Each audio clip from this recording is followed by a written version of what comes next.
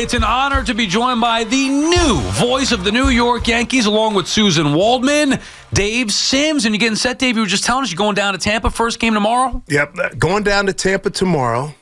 Do a lot of recon on Thursday. Hey, I'm Dave Sims, new radio voice. Nice to meet you. Yeah, right. Rush chairman. Yeah, right, that whole thing. And then first game is Friday.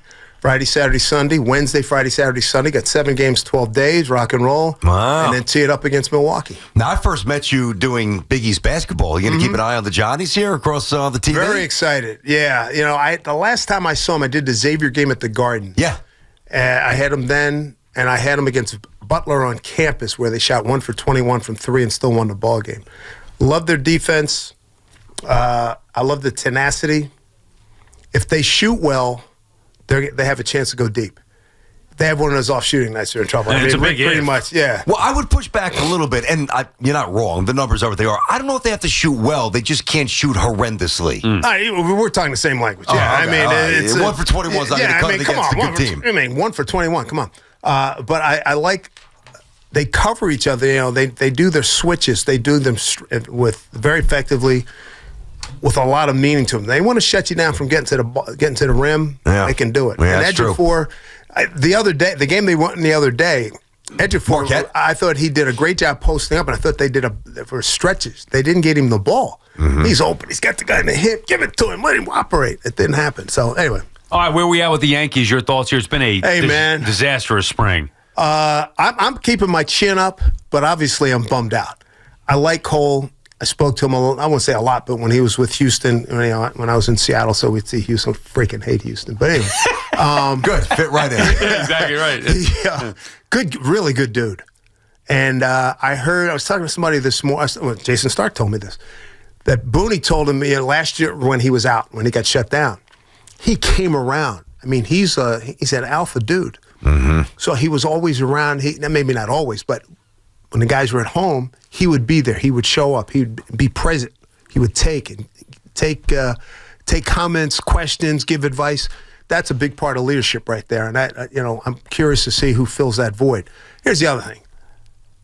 Let's catch the ball. Let's have timely hitting. Don't put it all on Judge. Everybody's got to contribute. Yeah. All right? And I hope the Will Warren kid, who's putting up good numbers so far. Looks pretty good. I hope Schmitty can do well. If you're Marcus Stroman, dude, we're trying to get rid of you the last two. Hey, good to see you. How are you? Yeah, we need you, buddy. My man, what's up? Yeah, exactly. So that's what we're looking at. Yeah. And he's a New York guy, and he gets it. And I met him years ago when he was at Toronto. And I told him, I said, listen, I do a lot of work with Coach K. I know you're a Dookie, my wife. Oh, hey, we did hit it off. It was pretty cool. So, well, I'm not too worried about the staff, even with Heel and called out for the year. The lineup. I mean, what do you envision to be the best version 1 through 4? That's a great question. I know you guys talk about that a lot. We do. To be honest with you, whatever he put, just everybody contribute. Dominguez, it looks like he's got tools both sides. The outfield defense is. Sal's eyes just split. Yeah, so did mine. And he had God love him, he had a play last year when the Yankees came to play Seattle, that September series. He was playing at center field. It had to have been a Sunday afternoon. It was a high fly ball, left field, to his right, going to the gap. And he totally gagged it. I was like, dude, wow, how did he miss that? I mean, hey, we're all human. Right. But he had a couple plays like that, as you've seen here in spring training. And he looks like a kid. You watch that ability and you see the potential, and it looks like an easy kid to root for. He's got some pop, he's got some speed, he hits from both sides of the plate. So, hey, it's a work in progress. You can't expect you're not going to expect a fully finished product at this point. We're going to watch him grow, and I think that's going to be the thing about this team. We're going to watch this team grow. Hey, we don't have a big dog over here. We got one we got one left here in Judge. We need Fried to step up now. I mean, here's a guy with 2 Tommy Johns. That scares me.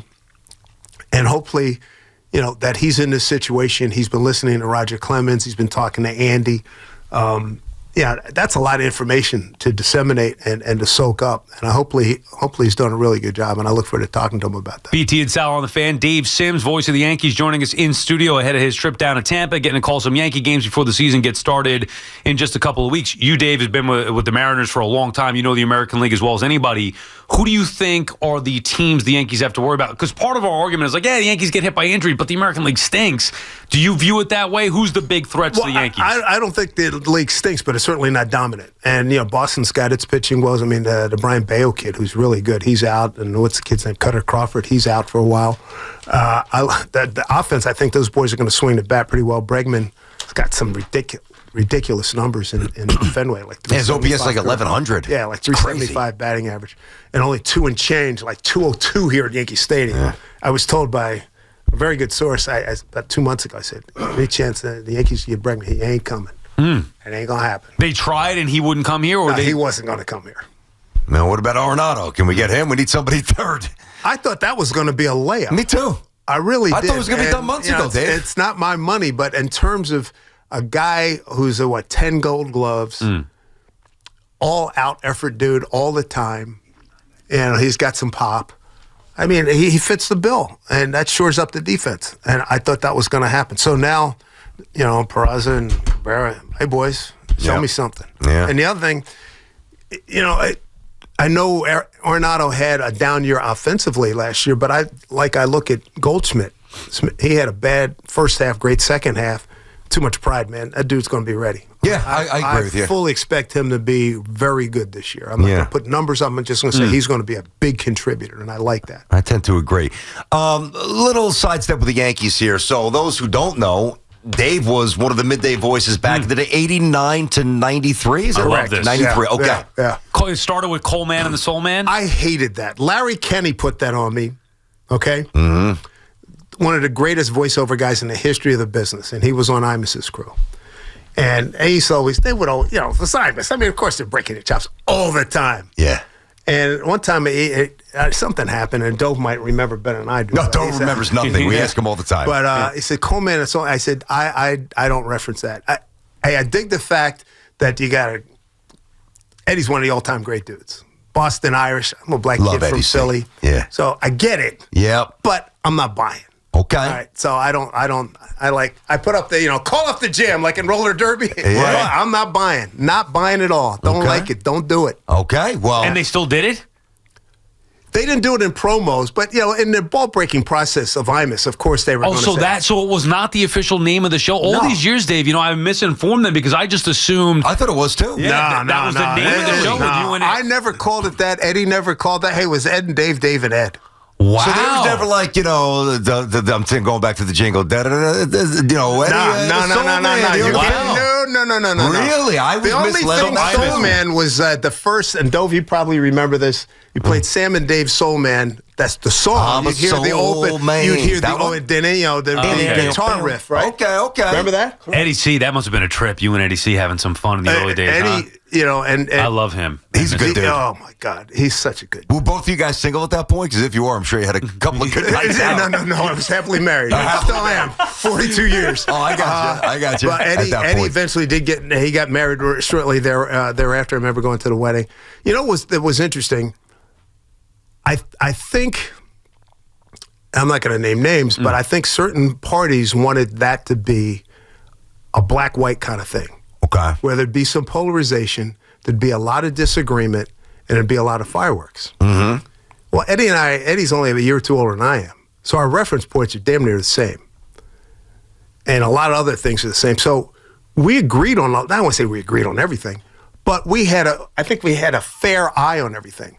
And we did talk about the major sports, football, baseball, basketball, hockey. But we love talking to the college coaches around, college hoop coaches. Yeah. The locals, you mean? Yeah, Wagner. There's stories. PJ was at Wagner, and then he went to Seton Hall. Actually, he was already at Seton Hall at that point. By 89 he was, yeah. Right. Yeah. But I knew him from there. Yeah.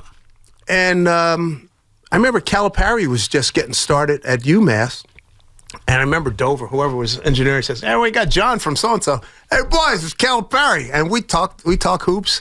Yeah, I'm on a recruiting trip. Paul Pasqualoni, this football coach at Syracuse. Yeah, I'm listening to you guys. I'm going back up to Connecticut. A little recruiting here. Hey, I disagree. Or one time, I think I was at WNBC one time in Sports Night. We got in a hockey conversation, and the beauty of being at this station and doing this kind of gig. Now this is before FAN before FAN. But Phil Esposito called up. I'd met him on a couple of occasions, liked him, we hit it off. Davey, no, you got it wrong. This is why I'm doing this. And it was great. You got to set you straight, Dave. You better hope Cashman doesn't call you up and say, hey, let's get it straight here, Sims. He's got my number. He knows where I am. He knows. That is tremendous. Yeah, Phil Esposito, I'll never forget. I always, Phil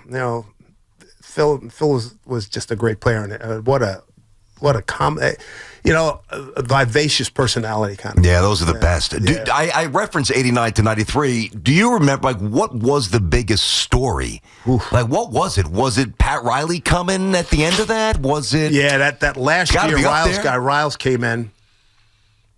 89, the Yankees were struggling. Awful. But they had, that was Ricky, Winnie, Mattingly. Ricky was traded. Donnie was hurt, and they were bad, the pitching wasn't very good. And the Mets were at the end of their, I don't want to say dynasty, but the 80s. That was the Jeffries years. Yeah, were you there for the Jeffries stuff? Yeah, that was. Oh, they abused great Jeffries. Yeah. Or didn't he fax in a letter to fan or something like that? Yes. That might have been after I left. That might have been in 93. He definitely did, Sal. Yeah. That was. But you had the Knicks were decent. You had prime young Ewing. You had young Patrick. And Mark, the big fella. Mark Jackson was at the point. Rookie of the year in '87. Jay Newman. Number 4. Oh yeah. Was it Mike and the dog? Imus in the morning. Right. 6 to 10. We did 10 to 1. Okay. Bill Mazur did 1 to 2. Oh, Mazur, yeah. And then 2 to 6. Mike and the dogs. Wow. Okay. And then Summers after games. Hello. And even before that, and Breen, of course, was on the Imus show. Yeah. When we were at WNBC, 86 to 8, I was there 86 to 88. Breen was my producer, and he would do stuff. And Mike's great. And God bless him. He's in the Hall of Fame. He and Dom Trinali, I had a great crew over there. And we were on 7:30 to midnight when there were no games. So we had to get guests. And we usually would do a half hour, the first half hour, 7:30 to 8, like, open phone New York, here's the number, 9, that whole thing. And then the last hour we do open phone. Matter of fact, I was on the air when, when the Dodger executive said that. On Nightline? Yeah, with Ted Koppel. Yes. Yes. I remember sitting there, and I'm talking to a guy about, I think the playoffs were going on Detroit. About African-American executives. Al Campanis. Al Campanis, there you go. I'm sitting there, and I'm answering a question, and I see something on top, but I didn't think. And then a guy calls up, I think, the late, great Bruce from Flushing. And he says, Dave, you need to listen to this. Al Campanis talking about blacks don't have the necessities. I was like, that's what he said. And I think he said it twice. I think he went back to it. Absolutely, because Koppel said, try to give him. It was like, here's some rope. Here's a life, a life raft, and he wasn't buying. Well, he took the rope. He just stuck it around his neck. Yeah, and he did, and jumped off the pier. I remember that. We had a lot of great moments, and I've got great memories of working here at FAN. We're so happy for you. Yeah, very really excited for you. Did you? Last one on this one because I love this fan history. Did you ever cross paths with the young Ian Eagle behind the scenes back then? I was doing Temple when I got here in '89. I started doing Temple football on the radio down there in '90. Ian was a desk assistant or whatever, and we used to talk. And I'll never forget coming back and. I said, you know what? I love this job at FAN, but man, doing play-by-play it's fun. The bomb, man. He said, I couldn't agree. And we would violently agree and all this stuff. And now look at him. He's killing it. God bless. He's doing a great job. He's going to be doing he's the number one guy on the tournament coming up, right? Yep. So he replaced Nance. You still talk to him? Great guy. Our careers and our timelines are parallel. So, I spoke to Gus Johnson about 2 weeks ago. He said something funny, and I called him. I was giving him some credit for the text. Gus is great. Yeah. He got skinny. Gus, I even asked him, I said, dude, you all right? I asked him too once. He looked too skinny. But I've only met him in person once. That's because it? We're going to, 2012. Wow. When he was at the Garden. He was at the Garden. And our schedules run parallel. So I don't see a lot of guys. Yeah. Yeah. And, but that's the thing Susan and I always talk about. For 18 seasons, I'd see her twice a year, But, we go way back. And, she would say something, John would say something, and I'd stick a needle. And she says, I just heard from Dave Sims. And he's like, hey, giving it back to you, John. One of those kind of deals, Just way to jump into John's chair when he's done, right? Right, Keep it warm, Johnny boy. I didn't say anything like that. You didn't have to. But it was like, I know John since 77 when I covered the Nets. Wow. Yeah. He was back from Atlanta by that point, was he? Oh, yeah, he had been back. Okay. And, man, I love this stuff. Islander, he did a good job on hockey. Did he really? Did he have these crazy, wacky goals? I just remember Islander. Well, I didn't listen to a lot of hockey during that time, but he was into it. Wow. And I'll never forget this. I was at the Daily News, and the writers then, we sat at midcourt. And John and Kevin Lockery and the Nets bench was to our left. And every now and then, I'm sitting, I got to write during the game as a Daily News, morning AM, and John would stand up and have a cup of They're going to run an LA 23 for soup, because he just heard the play call from Kevin Lockery. And LA 23 for soup. I said, nobody knows what the hell that was, but it was just so funny. And he would do it standing up. He stands up, holds his ear, makes it official. And the late Mike Weber and all the writers, hey, John, take it down a notch, will you please? We're trying to Is this like Otis Birdsong and Jaminski? Or is this after that? Mike Newland. I don't know that name. Oh, look up Mike Newland. Mike Newland had some good years. Really? I remember like 82, 83, the first Nets team, just based on my age. Super John Williamson. Super John was before me. Bernard King had a little bit. Yep. Buck Williams. Love Buck Williams. Albert King. Number 52. Bubbles Hawkins. Yeah. George Johnson. Otis, as I said. Otis Birdsong was good. He was a good ball player. He was really good. He was. Yeah. He had range, and this before the three. No, the three came in 79, so this is after it. Yeah. You excited to get going here with Susan?